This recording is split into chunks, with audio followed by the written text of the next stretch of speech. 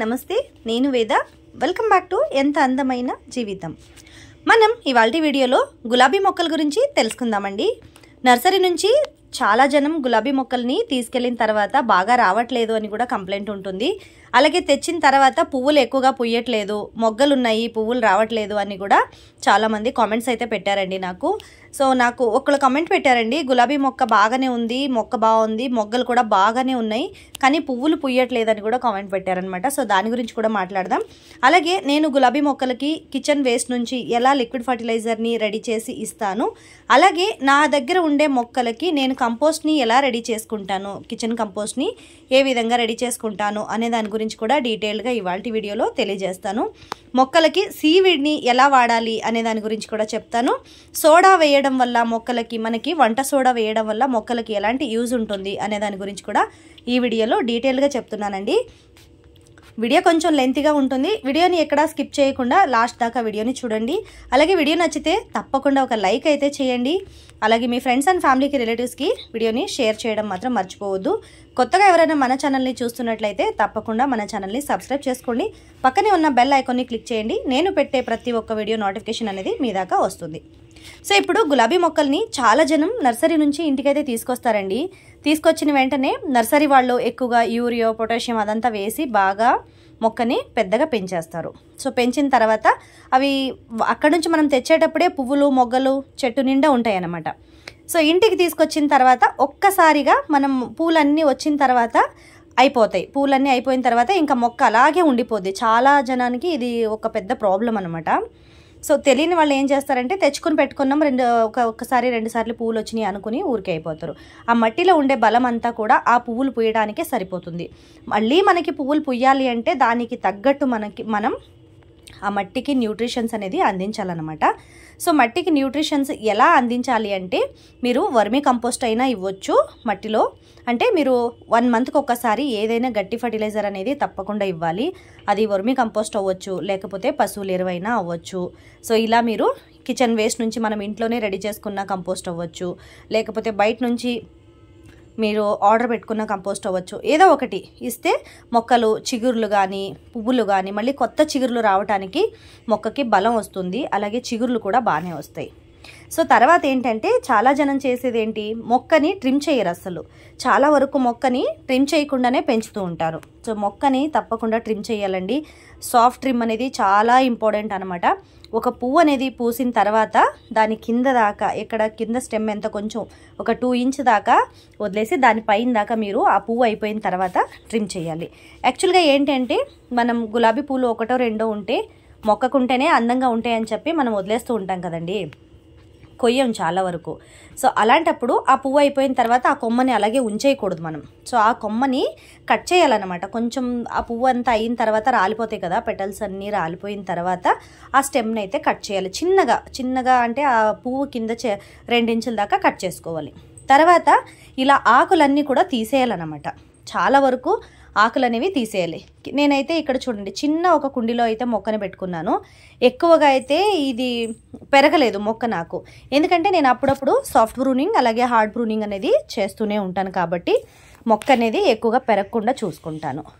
మొక్క ఎక్కువగా పెరిగితే అన్ని ఆకులు వస్తాయి, మొక్కకు అంత బలం కావాలి.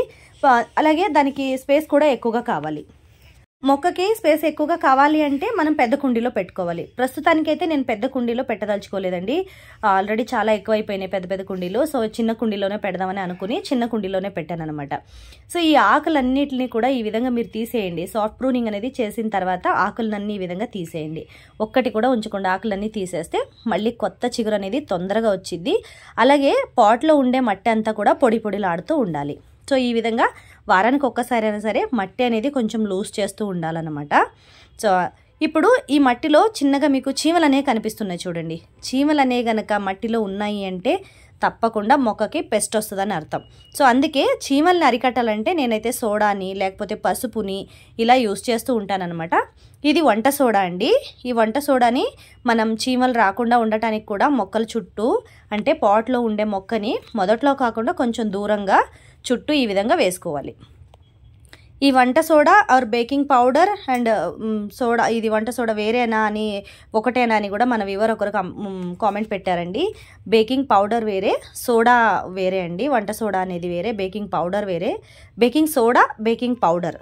బేకింగ్ పౌడర్ అనేది మనకి బేకరీస్లో ఎక్కువగా యూజ్ చేస్తారు. అంటే మనం ఏదైనా ఇంట్లో కేకు, సో బన్ను, బ్రెడ్ ఇలాంటివి చేసేటప్పుడు బేకింగ్ సోడాని ఎక్కువగా బేకింగ్ పౌడర్ని ఎక్కువగా వాడతారు. బేకింగ్ సోడా అనేది బజ్జీ బోండాల్లో వేసుకుంటారండి. అంటే కొంచెం పొంగడానికి ఈనో లాగా పనిచేస్తుంది అనమాట. కొంతమంది బేకింగ్ సోడా వాడటం నచ్చక ఈనో వాడతారనమాట. నేనైతే వంటలో చాలా అంటే చాలా తక్కువ అనమాట. నేను బజ్జీ బోండా చేసినా కూడా ఒక చిటికెడే, 2 వేళ్ళ చిటికలో ఎంత వస్తుందో అంతే వేస్తాను సోడా. ఎక్కువగా అయితే వాడనమాట. సోడా వాడకండి, వంటలో చాలా వరకు బెస్ట్. తక్కువ వాడితే, ఎంత తక్కువ వాడితే అంత మంచిది అనమాట. మన వీవర్ ఒకరు అడిగారండి, కామెంట్ పెట్టారనమాట, baking soda and baking powder ఒకటేనా అని అడిగారు కాబట్టి చెప్తున్నాను అనమాట. సో ఇకపోతే ఇది కూడా, ఈ మొక్క అనేది కొంచెం లైట్గా పైన మాకు గాలి ఎక్కువ అండి, ఇక్కడ చాలా గాలి కూడా ఎక్కువ, డస్ట్ కూడా ఎక్కువ, చుట్టూ కన్స్ట్రక్షన్ అనేది నడుస్తుంది. సో మొక్కలకి మన చుట్టుపక్కన ఉన్న వాతావరణం కూడా చాలా ఇంపార్టెంట్ అవుతుందండి. సో మన చుట్టుపక్కన ఉన్న వాతావరణం బాగా మంచిగా ఉంటే మొక్కలు కూడా చాలా బాగా మంచిగా ఉంటాయి అన్నమాట.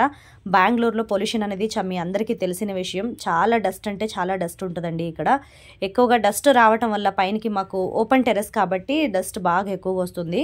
సో అందుకే ఆ డస్ట్ వల్ల మొక్కల ఆకులు అనేవి ఈ విధంగా పాడైపోతూ ఉంటాయి అన్నమాట. సో అందుకే నేను ఎక్కువగా ఆకులు అనేది ఈ విధంగా తీసేస్తూ ఉంటానండి. సో ఇలా తీయడం వల్ల ఏంటి అంటే మనకి మొక్కలు మళ్ళీ కొత్త చిగురులు అనేవి బాగా ఎక్కువగా వచ్చి మళ్ళీ ఫ్రెష్గా వచ్చే ఆకులు చాలా బాగుంటాయి అన్నమాట చూడటానికి. సో ఇకపోతే నేను కిచెన్ వేస్ట్ నుంచి లిక్విడ్ ఫర్టిలైజర్ని రెడీ చేశానండి ఇక్కడ. ఇందులోకి మళ్ళీ నేను ఏమేమి కలుపుకుంటానో కూడా మీకు చెప్తాను. సీవీడ్ని మొక్కలకి ఎలా వాడాలో చెప్తానని చెప్పాను కదండి. సో సీవీడ్ని నేను ఇప్పుడు ఈ నీళ్ళలో కలిపి మొక్కలోకి ఇవ్వబోతున్నాను. ఇది ఏంటి అంటే, నాకు కిచెన్లో నుంచి వచ్చే వేస్ట్ అనేది ఇలా ఒక 5 లీటర్ల డబ్బా అయితే తీసుకున్నాను. ప్లాస్టిక్ డబ్బాలో ఈ విధంగా నీళ్లు పోసేసి నాకు రోజు వచ్చే కిచెన్ వేస్ట్ని ఇలా ఇందులో ఒక డబ్బాలో వేసేసి ఉంచేస్తాను. 3 to 4 days దాకా ఉంచుతానండి, ఎక్కువగా ఉంచను. అది కూడా కొంచెం ఫర్మెంట్ అయిపోయిద్ది. దాని తర్వాత ఆ నీళ్ళు అనేవి బకెట్లోకి వేసి పెట్టేస్తాను. అందులో ఇంకా కొంచెం నీళ్లు మిక్స్ చేసుకొని మిగతా కిచెన్ వేస్ట్ అంతా కూడా ఈ విధంగా వేసేస్తున్నాను. నేను ఒక 10 kgల ఆశీర్వాద ఆటా ఏదైతే వస్తుంది కదండి, ఆ సంచిలోకి వేసేసి కింద ఒక లేయర్ మట్టి, ఎండిన ఆకులు వేస్తాను. దానిపైన కిచెన్ వేస్ట్ అనేది వేసేస్తాను. దానిపైన కొంచెం మట్టి అనేది వేసేస్తాను. ఇలా మట్టిని కొంచెం పైన ఒక లేయర్ మాత్రమే మట్టి వేస్తూ ఉంటానండి. ఎందుకంటే అది వాసన రాకుండా ఉంటుంది, మనకి అలాగే దోమలు అలాంటివి కూడా రాకుండా ఉంటాయి, చాలా క్లీన్గా కూడా ఉంటుంది అనమాట. సో నేను ఇప్పుడు కట్ చేశాను కదా గులాబీ మొక్కల్ని, ఆ ఆకులన్నిటిని కూడా నేను కంపోస్ట్లోకి వేసేసుకున్నాను అనమాట. సో పక్కన ఇలా మట్టి అనేది ఒక పాట్లో వేసుకొని ఉంచుకుంటాను అనమాట. నాకు కావాల్సినప్పుడు, అంటే కిచెన్ వేస్ట్ ఏదైతే వేస్తానో అప్పుడు నాకు కావాల్సినంత మట్టి పైన వేసుకోవడానికని నేను ఇలా ఒక పాట్లో నింపుకొని పెట్టుకున్నాను అనమాట. సో ఇప్పుడు లిక్విడ్ ఫర్టిలైజర్ విషయానికి వస్తే, నేను ఈ నీళ్ళని బకెట్లో వేసుకుని ఉంచుకుంటానండి. 2 days లేకపోతే 3 daysకి ఒక్కసారి మారుస్తూ ఉంటానన్నమాట. ఆ నీళ్లలోకి నేను సీవీడ్ అనేది కూడా కలుపుకుంటున్నాను అనమాట. సీవీడ్ లిక్విడ్ వచ్చిందండి నాకు. మొన్న నీమ్ ఆయిల్ అది తెప్పించాను కదా, మీషో నుంచి తెప్పించుకున్నాను అనమాట నేను. సో అలా తెప్పించుకున్నప్పుడు నాకు ఈ సీవీడ్ అనేది కూడా వచ్చింది నీమ్ ఆయిల్తో పాటు. నేను చూసుకునే కొన్నాను అనమాట. దీని లింక్ కావాలంటే నేను డిస్క్రిప్షన్ బాక్స్లో ఇస్తానండి. ఒకవేళ ఎవరైనా బై చేయాలన్నా కూడా బై చేయొచ్చు. చాలా రీజనబుల్ ప్రైస్లో అయితే వస్తుందన్నమాట. సో ఇందులో వేసేసుకున్నాను నేను. ఇందులో నేను ఒక 20 లీటర్ల నీళ్లు ఉంటాయి, ఎక్కువ తక్కువగా 20 లీటర్ల నీళ్లు ఉంటాయి. 20 లీటర్ల నీళ్ళకి ఒక 2 స్పూన్ దాకా నేను సీవీడ్ అనేది యాడ్ చేసుకున్నానండి. సీవీడ్ అనేది ఈ నీళ్లలో పొయ్యగానే మనకి చూడండి నీళ్ళ కలర్ అనేది కూడా మారిపోయింది అనమాట. డికాషన్ మనకి ఏదైతే కాఫీ టీ డికాషన్ ఏదైతే ఉంటుందో ఆ కలర్లోకి వాటర్ అనేది మారిపోయింది అనమాట. ఇప్పుడు ఈ నీళ్ళని కూడా నేను ఇలాగా మొక్కలకి అనేది వేసుకుంటున్నానండి.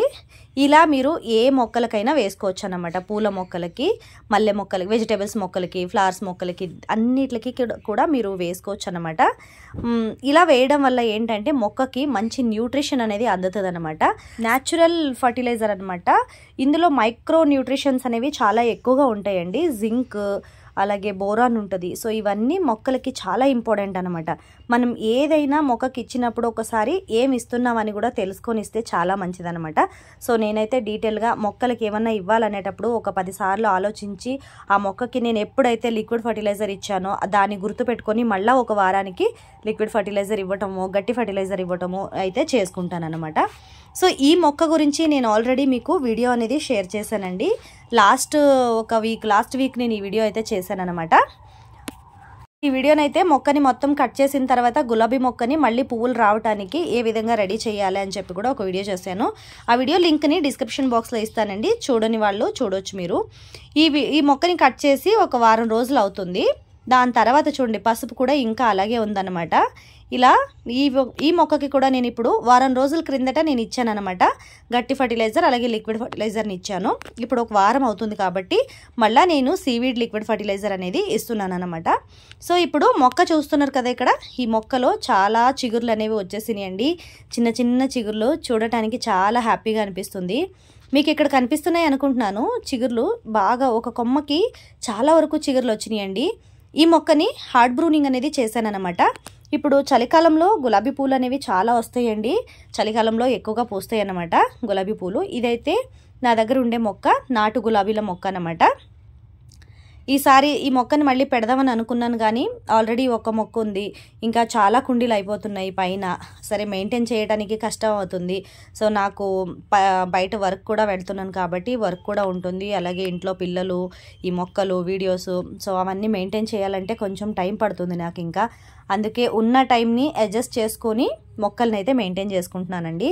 నాకు మొక్కల్ని పెంచుకోవడం అనేది చాలా ఇష్టం అన్నమాట. నేను ఇష్టపడి చేసే పని అన్నమాట ఇది.